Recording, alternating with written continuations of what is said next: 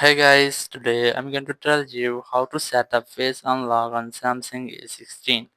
If you are using Samsung A16 and now you want to make a setup of your Face Unlock, so let's see how can you do this.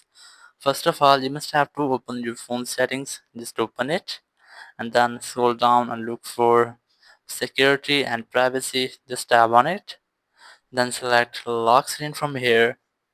And here you just have to enter your pattern, pin or password which you have.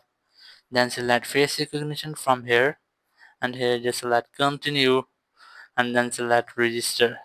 And here you must have to complete the process. Just wait for it. So now your face setup is ready. Now you can easily use your face to unlock screen or say unlock screen until swipe. And here you have much different settings. You can easily enable that.